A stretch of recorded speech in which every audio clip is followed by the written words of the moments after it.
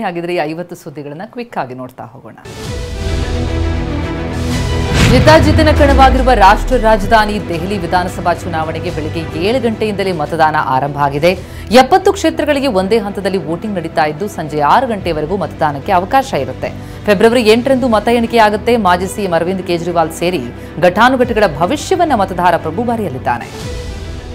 ದೆಹಲಿ ವಿಧಾನಸಭೆಗೆ ನಡೀತಾ ಇರುವಂತಹ ಚುನಾವಣೆಯಲ್ಲಿ ಇವತ್ತು ರಾಷ್ಟ್ರಪತಿ ದ್ರೌಪದಿ ಮುರ್ಮು, ಕಾಂಗ್ರೆಸ್ ನಾಯಕರಾದಂತಹ ಸೋನಿಯಾ ಗಾಂಧಿ, ರಾಹುಲ್ ಗಾಂಧಿ, ಪ್ರಿಯಾಂಕಾ ಗಾಂಧಿ, ಆಪ್ ನಾಯಕರಾದಂತಹ ಅರವಿಂದ್ ಕೇಜ್ರಿವಾಲ್ ಹಾಗೆ ಅತಿಶಿ ಮರ್ಲೇನಾ ಜೊತೆಗೆ ಮನೀಶ್ ಸಿಸೋಡಿಯಾ ಸೇರಿದಂತೆ ಘಟಾನುಘಟಿ ರಾಜಕೀಯ ನಾಯಕರು ಮತದಾನವನ್ನ ಮಾಡಲಿದ್ದಾರೆ. ದೆಹಲಿಯಲ್ಲಿ 1.5 ಕೋಟಿ ಮತದಾರರು 699 ಅಭ್ಯರ್ಥಿಗಳ ಭವಿಷ್ಯ ಬರೆಯಲಿದ್ದಾರೆ. 13,766 ಮತಗಟ್ಟೆಗಳಲ್ಲಿ ಮತದಾನ ಪ್ರಕ್ರಿಯೆ ಆರಂಭ ಆಗಿದ್ದು 30,000ಕ್ಕೂ ಹೆಚ್ಚು ಪೊಲೀಸರ ನಿಯೋಜನೆಯಾಗಿದೆ. 3,000 ಮತಗಟ್ಟೆಗಳು ಸೂಕ್ಷ್ಮ ಅಂತ ಗುರುತಿಸಿದ್ದು ಭದ್ರತೆ ಹೆಚ್ಚಿಸಲಾಗಿದೆ. ಕೆಲ ಮತಗಟ್ಟೆಗಳಲ್ಲಿ ಡ್ರೋನ್ ಮೂಲಕ ಭದ್ರತಾ ವ್ಯವಸ್ಥೆ ಕಲ್ಪಿಸಲಾಗಿದೆ. ದೆಹಲಿಯಲ್ಲಿ ನಡೀತಾ ಇರೋದು ಆಮ್ ಆದ್ಮಿ ಹಾಗೆ ಬಿಜೆಪಿ ನಡುವಿನ ನೇರ ಹಣಾಹಣಿ ಅಂತಾನೆ ಹೇಳಲಾಗ್ತಾ ಇದೆ. ಮೂರು ಪಕ್ಷಗಳು ದೆಹಲಿಯ ಜನರಿಗೆ ಗ್ಯಾರಂಟಿಗಳ ಭರಪೂರ ಆಶ್ವಾಸನೆಯನ್ನ ನೀಡಿವೆ. ಸತತ 2 ಚುನಾವಣೆಯಲ್ಲಿ ಗೆದ್ದಿರುವಂತಹ ಆಪ್ ಈ ಬಾರಿ ಹ್ಯಾಟ್ರಿಕ್ ಬಾರಿಸೋದಕ್ಕೆ ಉತ್ಸುಕವಾಗಿದೆ. ಕೇಜ್ರಿವಾಲ್ ವೈಫಲ್ಯಗಳನ್ನ ಮುಂದಿಟ್ಟು ಬಿಜೆಪಿ ಸಮರ ಸಾರಿದೆ. ಶುಕ್ರವಾರ ಫೆಬ್ರವರಿ 8ನೇ ತಾರೀಕು ಮತ ಎಣಿಕೆ ನಡೆಯುತ್ತೆ. ದೆಹಲಿ ಚುನಾವಣೆ ಹೊತ್ತಲ್ಲೇ ಅರವಿಂದ್ ಕೇಜ್ರಿವಾಲ್ ವಿರುದ್ಧ ಎಫ್ಐಆರ್ ದಾಖಲಾಗಿದೆ. ಯಮುನಾ ನದಿಗೆ ಹರಿಯಾಣ ಸರ್ಕಾರ ವಿಷ ಬೆರೆಸ್ತಾ ಇದೆ ಎಂಬ ಆರೋಪಕ್ಕೆ ಸಂಬಂಧಪಟ್ಟಂತೆ ದೂರು ದಾಖಲಾಗಿದೆ. ಹರಿಯಾಣದ ಶಹಬಾದ್ ಪೊಲೀಸ್ ಠಾಣೆಯಲ್ಲಿ ಬಿಎನ್ಎಸ್ ಕಾಯ್ದೆ 196 ಅನ್ವಯ ದ್ವೇಷಕ್ಕೆ ಪ್ರಚೋದನೆ, ಸೆಕ್ಷನ್ 197 ಅನ್ವಯ ಭಾರತದ ಐಕ್ಯತೆಗೆ ಧಕ್ಕೆ ತರುವಂತಹ ಸುಳ್ಳು ಸುದ್ದಿ ಹರಡೋದು ಅಂತ ದೂರಿನಲ್ಲಿ ಉಲ್ಲೇಖಿಸಲಾಗಿದೆ. ದೆಹಲಿ ಸಿಎಂ ಅತಿಶಿ ಕಚೇರಿಯಲ್ಲಿ ಕೆಲಸ ಮಾಡುವಂತಹ ನೌಕರನೋರ್ವನ ಬಳಿ 5 ಲಕ್ಷ ರೂಪಾಯಿ ಹಣ ಪತ್ತೆಯಾಗಿದೆ. ನಿನ್ನೆ ರಾತ್ರಿ ಅವರ ಕಾರನ್ನ ತಡೆದು ಪರಿಶೀಲಿಸಿದಾಗ ಬ್ಯಾಗ್ನಲ್ಲಿ ಹಣ ಸಿಕ್ಕಿದೆ. ಗಿರಿನಗರ್ ಎಂಬಲ್ಲಿ ಸ್ಥಳೀಯರೇ ಗೌರವ್ ಎಂಬಾತರನ್ನ ರೆಡ್ ಹ್ಯಾಂಡ್ ಆಗಿ ಹಿಡಿದಿದ್ದಾರೆ.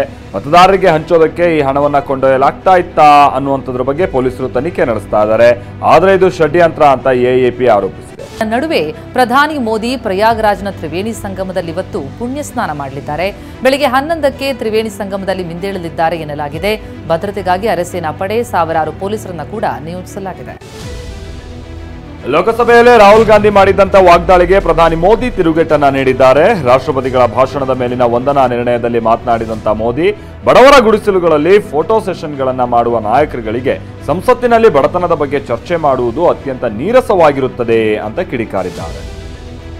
ಮಾಜಿ ಪ್ರಧಾನಿ ರಾಜೀವ್ ಗಾಂಧಿಯವರ ಹೇಳಿಕೆಯನ್ನ ಟೀಕಿಸಿದ ಮೋದಿ, ದೆಹಲಿಯಿಂದ ₹1 ಹೋದರೆ ಹಳ್ಳಿಗಳಿಗೆ ಕೇವಲ 15 ಪೈಸೆ ಮಾತ್ರ ತಲುಪುತ್ತೆ ಅಂತ ಕಾಂಗ್ರೆಸ್ ಒಪ್ಪಿಕೊಂಡಿತ್ತು. ಆದರೂ ಹಿಂದಿನ ಒಬ್ಬ ಪ್ರಧಾನಿಯನ್ನ ಮಿಸ್ಟರ್ ಕ್ಲೀನ್ ಅಂತ ಕರೀತಾರೆ. ಆದರೆ ಸರ್ಕಾರಿ ಯೋಜನೆಗಳಲ್ಲಿ ಭ್ರಷ್ಟಾಚಾರವನ್ನ ನಾವು ನಿರ್ಮೂಲನೆ ಮಾಡಿದ್ದೇವೆ ಅಂತ ಮೋದಿ ಹೇಳಿದರು. ನಮ್ಮ ಸರ್ಕಾರ ಅಧಿಕಾರಕ್ಕೆ ಬಂದ ಮೇಲೆ 25 ಕೋಟಿ ಜನರು ಬಡತನದಿಂದ ಹೊರ ಬಂದಿದ್ದಾರೆ ಅಂತ ಹೇಳಿದ್ದಾರೆ. ಬಳಿಕ ವಿರೋಧ ಪಕ್ಷಗಳನ್ನ ಗುರಿಯಾಗಿಸಿಕೊಂಡು ಮಾತನಾಡಿದಂತ ಅವರು, ದಶಕಗಳಿಂದ ಬಡತನ ನಿರ್ಮೂಲನೆ ಎಂಬ ಘೋಷಣೆಗಳನ್ನ ಮಾತ್ರ ನೀಡಲಾಗ್ತಾ ಇತ್ತು, ಆದ್ರೆ ನಮ್ಮ ಸರ್ಕಾರ ಅದನ್ನ ವಾಸ್ತವಕ್ಕೆ ತಿರುಗಿಸಿದೆ ಅಂತ ಹೇಳಿದರು. ನಾವು ಬಡವರಿಗೆ ನಿಜವಾದ ಅಭಿವೃದ್ಧಿಯನ್ನ ನೀಡಿದ್ದೇವೆ, ಸುಳ್ಳು ಘೋಷಣೆಗಳನ್ನಲ್ಲ ಅಂತ ಪ್ರಧಾನಿ ಮೋದಿ ಟಾಂಗ್ ಕೊಟ್ಟಿದ್ದಾರೆ. ನಮ್ಮ ಸರ್ಕಾರ 4 ಕೋಟಿ ಬಡವರಿಗೆ ಮನೆಗಳನ್ನು ಒದಗಿಸಿದೆ, 12 ಕೋಟಿಗೂ ಹೆಚ್ಚು ಶೌಚಾಲಯಗಳನ್ನು ನಿರ್ಮಿಸಿದೆ, 12 ಕೋಟಿ ಕುಟುಂಬಗಳಿಗೆ ನಲ್ಲಿ ನೀರಿನ ಸೌಲಭ್ಯ ಒದಗಿಸಿದೆ ಅಂತ ಪ್ರಧಾನಿ ಹೇಳಿದರು. ಕೆಲವು ನಾಯಕರು ಸಂವಿಧಾನ ಪುಸ್ತಕವನ್ನ ಜೇಬ್ನಲ್ಲಿ ಇಟ್ಕೊಂಡು ಓಡಾಡ್ತಾರೆ, ಆದ್ರೆ ದೇಶದ ವಿರುದ್ಧವೇ ಷಡ್ಯಂತ್ರದ ಹೇಳಿಕೆಯನ್ನ ನೀಡ್ತಾರೆ ಅಂತ ರಾಹುಲ್ ಗಾಂಧಿ ವಿರುದ್ಧ ಮೋದಿ ಟೀಕಾ ಪ್ರಹಾರ ನಡೆಸಿದ್ದಾರೆ. ಜಾತಿಯ ವಿಚಾರ ಪ್ರಸ್ತಾಪಿಸೋದನ್ನ ರಾಜಕೀಯ ಪ್ಯಾಷನ್ ಆಗಿ ಮಾಡಿಕೊಂಡಿದ್ದಾರೆ. ಮುಸ್ಲಿಂ ಮಹಿಳೆಯರು ಎದುರಿಸ್ತಾ ಇರುವಂತಹ ಸಮಸ್ಯೆಯ ಬಗ್ಗೆ ಅವರಿಗೆ ಅರಿವೇ ಇಲ್ಲ ಅಂತ ವಾಗ್ದಾಳಿ ನಡೆಸಿದ್ದಾರೆ. ವಿದೇಶಾಂಗ ನೀತಿ ಟೀಕಿಸ್ತಾ ಇರುವಂತಹ ರಾಹುಲ್ ಗಾಂಧಿಗೆ ಅಮೆರಿಕ ಮಾಜಿ ಅಧ್ಯಕ್ಷ ಜಾನ್ ಎಫ್ ಕೆನಡಿ ಅವರ ಫಾರ್ಗಾಟನ್ ಕ್ರೈಸಿಸ್, ಮರೆತು ಹೋದ ಬಿಕ್ಕಟ್ಟು ಪುಸ್ತಕ ಓದುವಂತೆ ಪ್ರಧಾನಿ ಮೋದಿ ತಮ್ಮ ಭಾಷಣದಲ್ಲಿ ಸಲಹೆ ಕೊಟ್ಟಿದ್ದಾರೆ. ಬೇಜವಾಬ್ದಾರಿತನದ ಹೇಳಿಕೆ ಮೂಲಕ ಯುವ ಜನರನ್ನ ದಾರಿ ತಪ್ಪಿಸುತ್ತಿದ್ದಾರೆ ಅಂತ ರಾಹುಲ್ ವಿರುದ್ಧ ಪ್ರಧಾನಿ ಹರಿಹಾಯ್ದಿದ್ದಾರೆ. ಬಿಜೆಪಿ ರಾಜ್ಯಾಧ್ಯಕ್ಷ ಬಿವೈ ವಿಜಯೇಂದ್ರ ವಿರುದ್ಧ ಬಹಿರಂಗವಾಗಿ ಸಮರ ಸಾರ್ತಾ ಇರುವಂತಹ ಯತ್ನಾಳ್ ನೇತೃತ್ವದ ಭಿನ್ನಮತೀಯರ ತಂಡ ದೆಹಲಿಯಲ್ಲಿ ಹೈಕಮಾಂಡ್ಗೆ ದೂರನ್ನ ಸಲ್ಲಿಸಿದೆ. ಪ್ರತಿಯೊಂದು ವಿಚಾರದಲ್ಲೂ ಏಕಪಕ್ಷೀಯ ತೀರ್ಮಾನಗಳನ್ನ ತೆಗೆದುಕೊಳ್ತಾ ಇದ್ದಾರೆ. ಹಿರಿಯ ನಾಯಕರನ್ನ ವಿಶ್ವಾಸಕ್ಕೆ ತೆಗೆದುಕೊಳ್ಳದೆ ಕಡೆಗಣಿಸ್ತಾ ಇದ್ದಾರೆ ಅಂತ ಭಿನ್ನಮತೀಯ ನಾಯಕರು ದೂರಿದ್ದಾರೆ ಅನ್ನೋದು ತಿಳಿದು ಬಂದಿದೆ. ಮಾಜಿ ಸಚಿವರಾದಂತಹ ರಮೇಶ್ ಜಾರಕಿಹೊಳಿ, ಕುಮಾರ್ ಬಂಗಾರಪ್ಪ, ಶ್ರೀಮಂತ್ ಪಾಟೀಲ್, ಬಿಜೆಪಿ ಮುಖಂಡ ಎನ್ಆರ್ ಸಂತೋಷ್ ಸೇರಿದಂತೆ ಇನ್ನಿತರ ನಾಯಕರು ಸೋಮವಾರ ರಾತ್ರಿ ದೆಹಲಿಗೆ ತೆರಳಿ ವರಿಷ್ಠರನ್ನ ಭೇಟಿ ಮಾಡಿ ಚರ್ಚೆ ಮಾಡಿದ್ದಾರೆ. ಅರವಿಂದ್ ಲಿಂಬಾವಳಿ ಕೂಡ ಪ್ರತ್ಯೇಕವಾಗಿ ವರಿಷ್ಠರನ್ನ ಭೇಟಿಯಾಗಿದ್ದಾರೆ. ಬಿಜೆಪಿ ಹಿರಿಯ ಶಾಸಕ ಬಸನಗೌಡ ಪಾಟೀಲ್ ಯತ್ನಾಳ್, ಸಂಸದ ಡಾಕ್ಟರ್ ಕೆ ಸುಧಾಕರ್ ಕೂಡ ವರಿಷ್ಠರ ಭೇಟಿಗೆ ಕಾಲಾವಕಾಶ ಕೋರಿದ್ದಾರೆ. ರಾಜ್ಯದಲ್ಲಿ ಆಗ್ತಾ ಇರುವ ಅನ್ಯಾಯದಿಂದ ನಾವು ಬೇಸತ್ತು ಈ ಹೋರಾಟವನ್ನ ಮಾಡ್ತಾ ಇದ್ದೀವಿ. ಈಗ ಆಲ್ರೆಡಿ ಹೈಕಮಾಂಡ್ನ ಇಬ್ಬರು ನಾಯಕರ ಜೊತೆಗೆ ಮಾತುಕತೆ ನಡೆಸಿ ಎಲ್ಲ ಮಾಹಿತಿಯನ್ನ ನೀಡಿದ್ದೀವಿ ಅಂತ ರಮೇಶ್ ಜಾರಕಿಹೊಳಿ ತಿಳಿಸಿದ್ದಾರೆ. ನಮ್ಮ ಎಲ್ಲ ವಿಚಾರಗಳನ್ನು ಹೈಕಮಾಂಡ್ ನಾಯಕರ ಮುಂದೆ ಇರಿಸಿದ್ದೀವಿ. ಅಂತಿಮವಾಗಿ ಅವರು ತೆಗೆದುಕೊಳ್ಳುವ ನಿರ್ಧಾರಕ್ಕೆ ನಾವು ತಲೆಬಾಗ್ತೀವಿ ಅಂತ ರಮೇಶ್ ಜಾರಕಿಹೊಳಿ ಹೇಳಿದ್ದಾರೆ. ನಮ್ಮಲ್ಲಿ ಯಾರೂ ರಾಜ್ಯಾಧ್ಯಕ್ಷ ಹುದ್ದೆ ಆಕಾಂಕ್ಷಿಯಲ್ಲ. ವಿಜೇಂದ್ರ ಹೊರತುಪಡಿಸಿದ್ರೆ ಬೇರೆ ಯಾರಿಗಾದರೂ ಅಧ್ಯಕ್ಷ ಸ್ಥಾನ ನೀಡಿದ್ರೆ ನಮ್ಮ ಸಂಪೂರ್ಣ ಬೆಂಬಲ ಇದೆ. ವಿಜೇಂದ್ರ ವಿರುದ್ಧ ಸಾಕಷ್ಟು ಭ್ರಷ್ಟಾಚಾರದ ಆರೋಪ ಇದ್ದು ಅವರನ್ನ ಮುಂದಿಟ್ಕೊಂಡು ಕಾಂಗ್ರೆಸ್ ವಿರುದ್ಧ ಹೋರಾಟ ಮಾಡೋದು ಸರಿಯಾಗಲ್ಲ ಅಂತ ಬಿಜೆಪಿ ರಾಷ್ಟ್ರೀಯ ಪ್ರಧಾನ ಕಾರ್ಯದರ್ಶಿ ಬಿಎಲ್ ಸಂತೋಷ್ರನ್ನ ಭೇಟಿ ಮಾಡಿ ಮಾಜಿ ಸಚಿವ ಕುಮಾರ್ ಬಂಗಾರಪ್ಪ ದೂರಿದ್ದಾರೆ ಎನ್ನಲಾಗಿದೆ. ಲಿಂಗಾಯತ ಕೋಟಾದಲ್ಲೇ ರಾಜ್ಯಾಧ್ಯಕ್ಷ ಸ್ಥಾನ ನೀಡೋದಾದ್ರೆ ಹಿರಿಯನಾಗಿರುವ ನನಗೆ ಅವಕಾಶ ಕೊಡ್ಲಿ. ವಿಜೇಂದ್ರ ರಾಜ್ಯಾಧ್ಯಕ್ಷ ಸ್ಥಾನ ನಡೆಯುವಂತ ಅಂದ್ರೆ ಆ ಸ್ಥಾನಕ್ಕೆ ನಡೆಯುವಂತ ಚುನಾವಣೆಯಲ್ಲಿ ಸ್ಪರ್ಧಿಸಿದ್ರೆ ಅವರ ವಿರುದ್ಧ ಸ್ಪರ್ಧಿಸೋದಕ್ಕೆ ನಾನು ಸಿದ್ಧ ಆಗಿದ್ದೀನಿ ಅಂತ ಯತ್ನಾಳ್ ಹೇಳಿದ್ದಾರೆ. ನಾನು ಪಕ್ಷದ ಶಿಸ್ತನ ಸಿಪಾಯಿ. ಪಾರ್ಟಿ ಒಳಗೆ ಎಲ್ಲಿ ಏನ್ ಮಾತನಾಡಬೇಕೋ ಅದನ್ನ ಪಕ್ಷದ ವೇದಿಕೆಯಲ್ಲೇ ಮಾತಾಡಿದ್ದೀನಿ ಅಂತ ಅಶೋಕ್ ಹೇಳಿದ್ದಾರೆ. ಶೀಘ್ರವೇ ಸ್ಪಷ್ಟ ತೀರ್ಮಾನ ಆಗುತ್ತೆ. ಬಿಜೆಪಿ ಬಿಟ್ಟು ಹೋದವರು ಯಾರು ಉದ್ಧಾರ ಆಗಿಲ್ಲ. ಬಿಜೆಪಿ ನನ್ನ ಶಕ್ತಿ, ಆಚೆ ಹೋದ್ರೆ ನನ್ನ ಶಕ್ತಿ ಝೀರೋ. ಅದನ್ನ ಎಲ್ಲರೂ ಅರ್ಥ ಮಾಡ್ಕೊಳ್ಬೇಕು ಅಂದ್ರು. 4-5 ದಿನದಲ್ಲಿ ಸರಿ ಹೋಗುತ್ತೆ ಎಂದ ವಿಜಯೇಂದ್ರ ಹೇಳಿಕೆಗೆ ಶಾಸಕ ಯತ್ನಾಳ್ ತಿರುಗೇಟನ್ನ ನೀಡಿದರು. ಮೊದಲು ರಾಜ್ಯಾಧ್ಯಕ್ಷರ ಚುನಾವಣೆ ನಡೀಲಿ, ವಿಜಯೇಂದ್ರ ಹೋದ್ರೆ ಮುಂದಿನ 4-5 ದಿನದಲ್ಲಿ ಪಕ್ಷದಲ್ಲಿ ಎಲ್ಲವೂ ಒಳ್ಳೇದಾಗುತ್ತೆ ಅಂತ ಹೇಳಿದ್ದಾರೆ. ಯತ್ನಾಳ್ ಟೀಮ್ಗೆ ಟಕ್ಕರ್ ಕೊಡೋದಕ್ಕೆ ವಿಜೇಂದ್ರ ಬಣ ರಣತಂತ್ರ ಹೆಣೆದಿದೆ. ಭಿನ್ನಮತೀಯರ ವಿರುದ್ಧ ಹೋರಾಟ ರೂಪಿಸುವುದಕ್ಕೆ ಬೆಂಗಳೂರಿನಲ್ಲಿಂದು ಸಭೆ ಕರೆಯಲಾಗಿದೆ. ಕಟ್ಟಾ ಸುಬ್ರಹ್ಮಣ್ಯ ನಾಯ್ಡು ನಿವಾಸದಲ್ಲಿ 60ಕ್ಕೂ ಹೆಚ್ಚು ಮುಖಂಡರು ಸಭೆ ಸೇರಿ ವಿಜೇಂದ್ರ ಪರ ಬ್ಯಾಟಿಂಗ್ ಮಾಡಲಿದ್ದಾರೆ. ಮಾಜಿ ಸಚಿವರು, ಹಾಲಿ ಮಾಜಿ ಶಾಸಕರು ಭಾಗಿಯಾಗಲಿದ್ದಾರೆ. ಭಿನ್ನಮತೀಯರಿಂದ ದೆಹಲಿಯಲ್ಲಿ ವರಿಷ್ಠರ ಭೇಟಿ ಬಗ್ಗೆ ವಿಜಯೇಂದ್ರ ವ್ಯಂಗ್ಯವಾಡಿದ್ದಾರೆ. ಕೆಲವು ನಾಯಕರು ನೀಡ್ತಾ ಇರುವ ಹೇಳಿಕೆಗಳಿಂದಾಗಿ ರಾಜ್ಯದಲ್ಲಿ ಪಕ್ಷದ ಕಾರ್ಯಕರ್ತರು ಬಹಳ ನೊಂದಿದ್ದಾರೆ.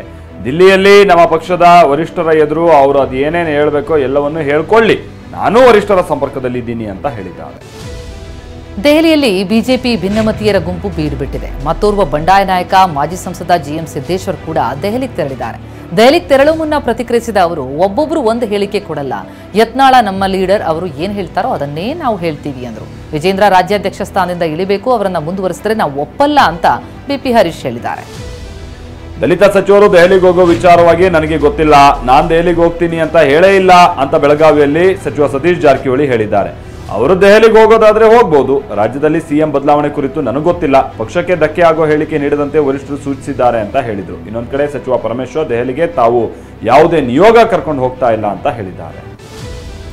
ಇನ್ನು ಕಾಂಗ್ರೆಸ್ ಸರ್ಕಾರ ಅಧಿಕಾರಕ್ಕೆ ಬಂದ ಮೇಲೆ ರಾಜ್ಯದಲ್ಲಿ ನಿತ್ಯ ಸೂತಕದ ವಾತಾವರಣ ನಿರ್ಮಾಣವಾಗಿದೆ ಅಂತ ವಿಪಕ್ಷ ನಾಯಕ ಅಶೋಕ್ ವಾಗ್ದಾಳಿ ಮಾಡಿದ್ದಾರೆ. ನೆನೆ ಹಾಸನದಲ್ಲಿ ಮಾತನಾಡಿದ್ರು, ನಮ್ಮ ರಾಜ್ಯದ ಬೊಕ್ಕಸ ಯಾವಾಗಲೂ ಖಾಲಿಯಾಗಿರಲಿಲ್ಲ, ಇಷ್ಟು ಪಾಪರ್ ಸರ್ಕಾರ ರಾಜ್ಯದ ಇತಿಹಾಸದಲ್ಲೇ ಇಲ್ಲ, ಕರ್ನಾಟಕವನ್ನ ದುಸ್ಥಿತಿಗೆ ತಂದಂತಹ ಮನೆಹಾಳ ಸರ್ಕಾರ ಇದು ಅಂತ ಕಿಡಿಕಾರಿದ್ದಾರೆ. ಬಳ್ಳಾರಿಯ ಬಿಮ್ಸ್ ಆಸ್ಪತ್ರೆಯಲ್ಲಿ ಮತ್ತೋರ್ವ ಬಾಣಂತಿ ಸಾವನ್ನಪ್ಪಿದ್ದಾರೆ. ಹೆರಿಗೆಯಾಗಿ 28 ದಿನಗಳ ಬಳಿಕ ಬಾಣಂತಿ ರೇಷ್ಮಾ ಬಿ ಕೊನೆ ಉಸಿರೆಳೆದಿದ್ದಾರೆ. ಸಿರುಗುಪ್ಪ ತಾಲೂಕಿನ ತೆಕ್ಕಲಕೋಟೆ ನಿವಾಸಿ ರೇಷ್ಮಾ ಬಿ ಮೃತ ಬಾಣಂತಿ. ಬಿಮ್ಸ್ ಆಸ್ಪತ್ರೆಯಲ್ಲಿ 2 ದಿನಗಳ ಅಂತರದಲ್ಲೇ ಬಾಣಂತಿಯರು ಇಬ್ರು ಮೃತಪಟ್ಟಿದ್ದು ವೈದ್ಯರ ನಿರ್ಲಕ್ಷ್ಯದಿಂದಲೇ ಸಾವನ್ನಪ್ಪಿದ್ದಾರೆ ಅಂತ ಆಯಾ ಕುಟುಂಬಸ್ಥರು ಆರೋಪಿಸ್ತಾ ಇದ್ದಾರೆ. ಶೈಕ್ಷಣಿಕ ಪ್ರವಾಸದ ವೇಳೆ ಬಸ್ ಚಲಾಯಿಸಿದಂತಹ ಶಿಕ್ಷಕನನ್ನ ಅಮಾನತು ಮಾಡಲಾಗಿದೆ. ಚಾಮರಾಜನಗರ ಜಿಲ್ಲೆಯ ಯಳಂದೂರು ತಾಲೂಕಿನ ಗುಂಬಳ್ಳಿ ಗ್ರಾಮದ ಶಿಕ್ಷಕ ವೀರಭದ್ರಸ್ವಾಮಿ ತಾವೇ ಬಸ್ ಚಲಾಯಿಸಿದ್ರು. ಶಾಲಾ ಶಿಕ್ಷಕ ಬಸ್ ಚಲಾಯಿಸೋ ವಿಡಿಯೋ ವೈರಲ್ ಆಗಿತ್ತು. ಸಾರ್ವಜನಿಕರ ದೂರಿನ ಮೇರೆಗೆ ಶಿಕ್ಷಕ ವೀರಭದ್ರಸ್ವಾಮಿಯನ್ನ ಅಮಾನತು ಮಾಡಲಾಗಿದೆ. ಅಮಾನತುಗೊಳಿಸಿ ಡಿಡಿಪಿಐ ರಾಮಚಂದ್ರ ರಾಜೆ ಅರಸ್ ಆದೇಶಿಸಿದ್ದಾರೆ. ಐಷಾರಾಮಿ ಕಾರು ಮಾಲೀಕರಿಗೆ ರಾಜ್ಯ ಸಾರಿಗೆ ಇಲಾಖೆ ಬಿಸಿ ಮುಟ್ಟಿಸಿದೆ. ಕರ್ನಾಟಕದಲ್ಲಿ ತೆರಿಗೆ ಕಟ್ಟದೆ ಓಡಾಡ್ತಾ ಇದ್ದಂತ ಕಾರು ಮಾಲೀಕರುಗಳಿಗೆ ಶಾಕ್ ಕೊಟ್ಟಿದೆ. ಅನಧಿಕೃತವಾಗಿ ಓಡಾಡ್ತಾ ಇದ್ದ ಫೆರಾರಿ ಕಾರು ಮಾಲೀಕನಿಗೆ 1.45 ಕೋಟಿ ತೆರಿಗೆ ವಿಧಿಸಲಾಗಿದೆ.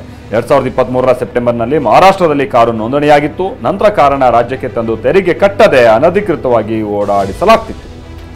ಚಿತ್ರದುರ್ಗ ತಾಲೂಕಿನ ಭರಮಸಾಗರದಲ್ಲಿ 9 ದಿನಗಳ ತರಳಬಾಳು ಹುಣ್ಣಿಮೆ ಉತ್ಸವಕ್ಕೆ ಚಾಲನೆ ಸಿಕ್ಕಿದೆ. ಕಾರ್ಯಕ್ರಮದಲ್ಲಿ ಸಚಿವರಾದ ಮಧು ಬಂಗಾರಪ್ಪ, ಡಿ ಸುಧಾಕರ್ ಮತ್ತಿತರರು ಭಾಗಿಯಾಗಿದ್ರು. ಡಾಕ್ಟರ್ ಶಿವಮೂರ್ತಿ ಶಿವಾಚಾರ್ಯರು ಮಾತನಾಡಿ, ಯಾವುದೇ ರಾಷ್ಟ್ರೀಯ ಹಬ್ಬ ಇರಲಿ ಶಾಲೆಗಳಿಗೆ ರಜೆ ಕೊಡಬಾರದು, ಯಾರೇ ಮೃತಪಟ್ಟರೂ ಶಾಲೆಗಳಿಗೆ ರಜೆ ಘೋಷಿಸಬಾರದು ಅಂತ ಸಲಹೆ ಕೊಟ್ಟರು. ತರಳಬಾಳು ಹುಣ್ಣಿಮೆ ಕಾರ್ಯಕ್ರಮದಲ್ಲಿ ನಟ ಡಾಲಿ ಧನಂಜಯ್ ಪಾಲ್ಗೊಂಡಿದ್ರು. ನಟನ ಜೊತೆಗೆ ಸೆಲ್ಫಿ ತೆಗೆದುಕೊಳ್ಳೋದಕ್ಕೆ ಅಭಿಮಾನಿಗಳು ಮುಗಿಬಿದ್ರು. ಸಮಾರಂಭದಲ್ಲಿ ಮಾತನಾಡಿದ ಡಾಲಿ, ಕಾಯಕವೇ ಕೈಲಾಸ ಅಂತ ಶ್ರಮಿಸಿದ್ರೆ ಫಲ ಖಂಡಿತ ಸಿಗುತ್ತೆ, 100% ಶ್ರಮ ವಹಿಸಿದ್ರೆ ಸಾಧನೆ ನಿಶ್ಚಿತ ಅಂತ ಹೇಳಿದ್ರು. ಇದೇ ವೇಳೆ ಯಾರೂ ಕೂಡ ಆನ್ಲೈನ್ ಬೆಟ್ಟಿಂಗ್ ಆಡದಂತೆ ಸಲಹೆ ನೀಡಿದ್ರು. ಶವದ ಮೇಲಿನ ಲೈಂಗಿಕ ಕ್ರಿಯೆ ಅತ್ಯಾಚಾರ ಅಲ್ಲ ಅಂತ ಸುಪ್ರೀಂ ಕೋರ್ಟ್ ಹೇಳಿದೆ. ಯುವತಿ ಮೃತದೇಹದೊಂದಿಗೆ ಲೈಂಗಿಕ ಕ್ರಿಯೆ ಪ್ರಕರಣಕ್ಕೆ ಸಂಬಂಧಪಟ್ಟಂತೆ ಕರ್ನಾಟಕ ಹೈಕೋರ್ಟ್ ಆದೇಶದ ವಿರುದ್ಧ ಕರ್ನಾಟಕ ಸರ್ಕಾರ ಸಲ್ಲಿಸಿದ್ದ ಮೇಲ್ಮನವಿಯನ್ನ ಸುಪ್ರೀಂ ಕೋರ್ಟ್ ವಜಾ ಮಾಡಿದೆ. ಮಧ್ಯಪ್ರದೇಶ ರಾಜಧಾನಿ ಭೂಪಾಲ್ನಲ್ಲಿ ಭಿಕ್ಷುಕರ ಕಾಟಕ್ಕೆ ಜನ ಬೇಸತ್ತಿದ್ದಾರೆ. ಇದೀಗ ಭಿಕ್ಷಾಟನೆಯನ್ನು ಸಂಪೂರ್ಣ ನಿಷೇಧಿಸಿ ಅಲ್ಲಿನ ಜಿಲ್ಲಾಧಿಕಾರಿ ಆದೇಶ ಹೊರಡಿಸಿದ್ದಾರೆ. ಡಿಸಿ ಕುಶಲೇಂದ್ರ ವಿಕ್ರಮ್ ಸಿಂಗ್ ಇಂತಹ ಆದೇಶ ಹೊರಡಿಸಿದ್ದು, ಬಿಎನ್ಎಸ್ ಕಾಯ್ದೆ ಸೆಕ್ಷನ್ 163ರ ಅನ್ವಯ ಸಾರ್ವಜನಿಕ ಸ್ಥಳದಲ್ಲಿ ಯಾರೊಬ್ಬರೂ ಭಿಕ್ಷಾಟನೆ ಮಾಡುವಂತಿಲ್ಲ ಅಂತ ಖಡಕ್ ಆದೇಶ ಮಾಡಿದ್ದಾರೆ. ರಾಹುಲ್ ದ್ರಾವಿಡ್ ಕಾರಿಗೆ ಹಿಂದಿನಿಂದ ಗೂಡ್ಸ್ ಆಟೋ ಡಿಕ್ಕಿಯಾಯಿತು. ಬೆಂಗಳೂರಿನ ಕನ್ನಿಂಗ್ಹ್ಯಾಮ್ ರಸ್ತೆಯಲ್ಲಿ ಘಟನೆ ನಡೆದಿದೆ. ಟ್ರಾಫಿಕ್ ಜಾಮ್ ವೇಳೆ ನಿಂತಿದ್ದಂತ ಕಾರಿಗೆ ಆಟೋ ಹಿಂದಿನಿಂದ ಡಿಕ್ಕಿ ಹೊಡೆದಿದೆ. ಘಟನೆ ನಂತರ ರಾಹುಲ್ ದ್ರಾವಿಡ್ ಕೆಳಗಿಳಿದು ನೋಡಿದ್ದಾರೆ. ದ್ರಾವಿಡ್ ಹಾಗೆ ಗೂಡ್ಸ್ ಆಟೋ ಚಾಲಕನ ನಡುವೆ ಸಣ್ಣ ವಾಗ್ವಾದ ಕೂಡ ನಡೆದಿದೆ. ಗೂಡ್ಸ್ ಆಟೋ ಚಾಲಕನ ನಂಬರ್ ಪಡೆದು ದ್ರಾವಿಡ್ ಅಲ್ಲಿಂದ ತೆರಳಿದ್ದಾರೆ. ಫೆಬ್ರವರಿ 23ರಂದು ಭಾರತ ವರ್ಸಸ್ ಪಾಕಿಸ್ತಾನ ನಡುವೆ ಚಾಂಪಿಯನ್ಸ್ ಟ್ರೋಫಿಯ ಹೈ ವೋಲ್ಟೇಜ್ ಪಂದ್ಯ ದುಬೈನಲ್ಲಿ ನಡೆಯುತ್ತೆ. ಈ ಪಂದ್ಯದ ಟಿಕೆಟ್ ಮಾರಾಟ ಆರಂಭ ಆಗ್ತಾ ಇದ್ದಂತೆ ಆನ್ಲೈನ್ನಲ್ಲಿ ನಿಮಿಷಗಳಲ್ಲೇ 1 ಲಕ್ಷ ಟಿಕೆಟ್ ಸೋಲ್ಡ್ ಔಟ್ ಆಗಿದೆ. ದಿವಂಗತ ಹಿರಿಯ ನಟಿ ಲೀಲಾವತಿ ಅವರ ಸ್ಮಾರಕದ ಬಳಿ ಶಾಲೆ ಎಂಬ ಮಕ್ಕಳ ಚಿತ್ರ ಲಾಂಚ್ ಆಗಿದೆ. ಚಿತ್ರದ ಮುಹೂರ್ತ ದೃಶ್ಯಕ್ಕೆ ನಟ ವಿನೋದ್ ರಾಜ್ಕುಮಾರ್ ಅವರು ಕ್ಲಾಪ್ ಮಾಡಿದ್ರು. ಇತ್ತೀಚಿನ ದಿನಗಳಲ್ಲಿ ಬಹುತೇಕ ಸರ್ಕಾರಿ ಶಾಲೆಗಳು ಅಳಿವಿನ ಅಂಚಿನಲ್ಲಿದೆ. 3 ಹುಡುಗರು ಅಂತ ಸರ್ಕಾರಿ ಶಾಲೆಗಳನ್ನ ಮತ್ತೆ ತೆರೆಸುವಂತ ನಿಟ್ಟಿನಲ್ಲಿ ನಡೆಸುವಂತ ಪ್ರಯತ್ನದ ಕಥೆ ಇದಾಗಿದೆ.